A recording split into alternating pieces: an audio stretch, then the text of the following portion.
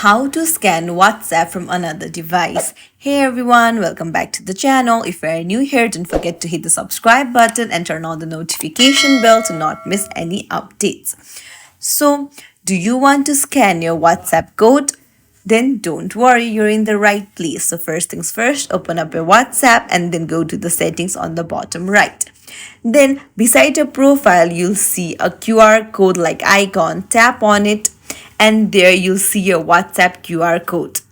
So if you want to scan another QR code, then you'll see scan option right there. Go ahead and tap on it and then you can scan the QR code. Now, if you want to link your laptop or your another phone with this WhatsApp, then what you can do is come back and then tap on linked devices. Tap on it and now tap on link device. Now what you need to do is you need to open the WhatsApp on the another device and then scan the QR code from that device.